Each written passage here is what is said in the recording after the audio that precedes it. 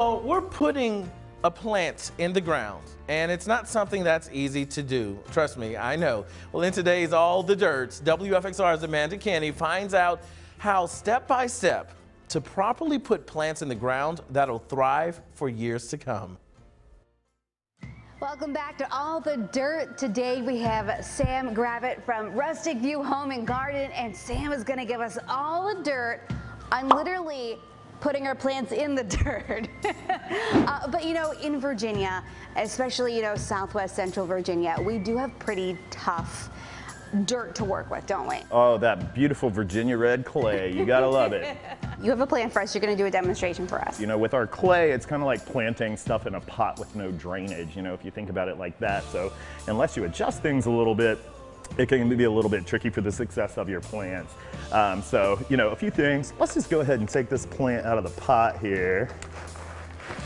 But you know, if you read any of your regular planting advice, it's going to tell you to plant the plant even with the soil as it is in the pot. And for our area, I actually recommend not doing that. So if we work a little bit this root off the side, kind of find the base of the plant, you know, first off, you're going to want to dig your hole for your plant. So that is going to be the same as everywhere else. You want to dig the hole about twice as wide and twice as deep as the size of the pot.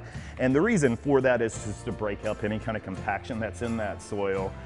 From that point, what we want to do though, for our area, go ahead, let's work some of that soil down to where we can get a good kind of inch or so from the root ball to the base here. And we're gonna plant this even with the soil grade. Okay. And reason being, that just gives you a little bit of a buffer to make sure that that root ball is not sitting in water. But before we plant it back in, we're actually gonna wanna amend that soil a little bit. So one thing we really recommend here is to use some type of soil conditioner.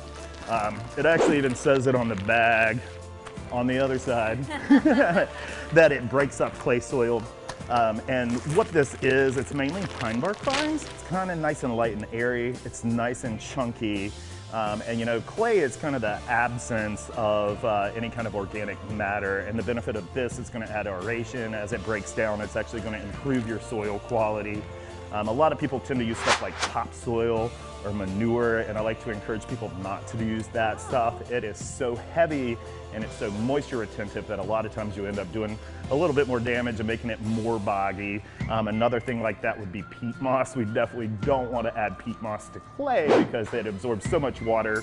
You're basically going to create a bog, and as that breaks down, it's become very acidic for your soil. The other thing is a lot of people will want to dig that big hole and backfill it with just good soil. The trick is you only want to use about 30% of your amendment to about 70% of your native soil. Okay. Because ultimately you do want those roots to grow into the clay, and this just kind of helps it get the best head start. Oh wow, that's great information. Did not know that.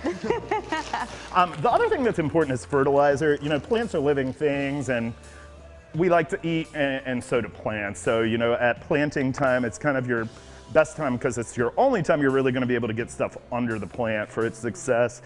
We like to use a product called Biotone Starter Plus. This is specifically a starter fertilizer that has mycorrhizae fungi in it. And what that does is it helps form a symbiotic relationship with your plant's roots in the soil.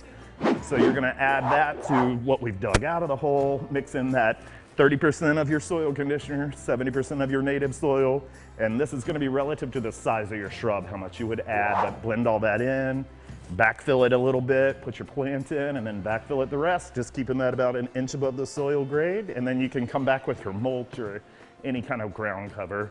And then your next step's watering, and that's another thing where people go a little bit wrong. You know, a lot of times when people are a newer plant parent, they want to go like every day and give it a bit of water. For getting stuff started, your best thing is going to do long, slow, infrequent watering. Oh. So a little bit of tough love is what's going to give them a long, deep root system. If I've planted a new tree or shrub at my house, I'll take my hose, put it at the base, put that hose on as low as it'll go, leave it for a good 15-20 minutes. That's going to give it that long, slow, deep watering that's going to give you a deep root system. So. Wow, really great advice. I'm really excited now to go plant some plants in my yard. Right? Yeah, you've inspired me. Great information. Sam Gravett with the Home View, Rustic View Home and Garden. Thank you so much for giving us all the dirt on literally how to plant. Play in the dirt. Play in the dirt. Yeah, we love it. Thank you so much. Absolutely. Thanks for coming out and seeing us. Yeah, I learned a lot. I hope you did too. We'll see you next week on All the Dirt. Well, if you are looking to get your garden planned out for next year, you don't want to miss the next All the Dirt. That's right here on WFXR News at noon every Thursday. Stick around.